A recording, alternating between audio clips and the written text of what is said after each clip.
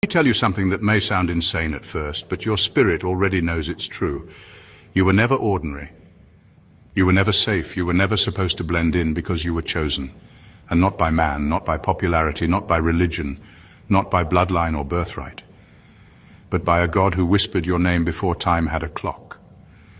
While others were being formed, you were being forged. While they got blessings, you got battles. While they got platforms, you got pits. But here's the secret hell doesn't want you to know. The pit was never punishment, it was preparation. You weren't overlooked, you were hidden because chosen ones aren't put on display. They're put through fire because only those who've survived the furnace can carry the flame. See, there's a reason the enemy came for your mind early. A reason betrayal hit you harder than most. A reason you've been tired but still unbroken, crushed but never destroyed. Because there's something embedded in you that hell can't delete, a divine code that screams, untouchable, you were sealed. Before you ever lifted a prayer, before you ever fasted, before you ever repented, he sealed you with something hell can't reverse, an unbreakable assignment. And that's why the top demon himself can't touch you. He doesn't just see your wounds, he sees what you carry. That's why the attacks were never random, that's why the rejection wasn't a coincidence. That's why isolation became your best friend, because God wasn't punishing you. He was protecting what hasn't even been released yet. You're not under attack because you're weak.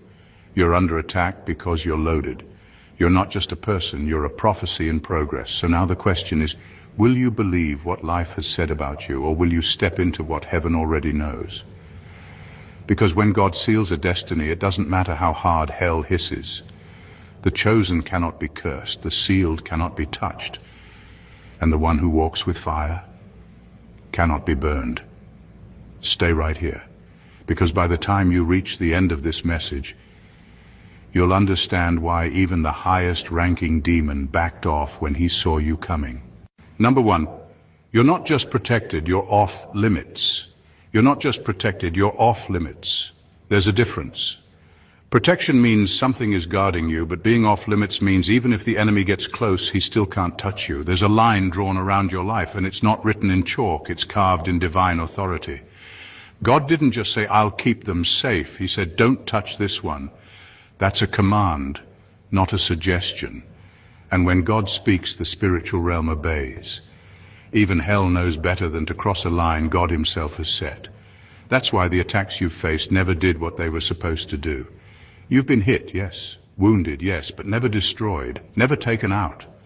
That's because there's a layer over your life that goes beyond logic. It doesn't make sense why others crumbled under pressure you survived, why others lost their minds in storms that you somehow walked through. It's not that you're stronger, it's that you're sealed. See, the enemy studies people. He knows weakness, he tracks patterns, but when he gets to you, he sees something different. He sees a life with heavenly orders stamped all over it. He sees boundaries he can't cross. He sees divine warnings that say, access denied. It drives him crazy. So instead of attacking you directly, he sends distractions, confusion, delays, people who carry chaos. But it never really works. Why? Because even in your lowest moments, there's something in you he can't crack. That's what happens when you're chosen. You're not just watched over, you're marked. And being marked by God doesn't mean life gets easier. It means hell recognizes you as a threat, even when you don't feel like one. But it still can't reach you.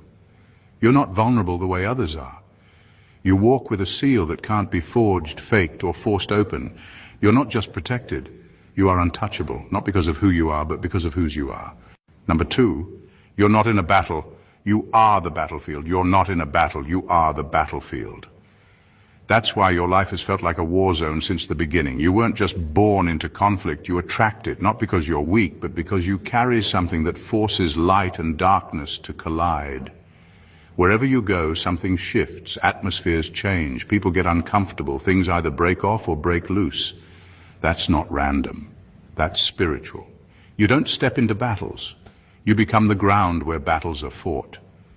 There's a reason you've always felt like you were being pulled in two directions, like you're in the middle of something bigger than you.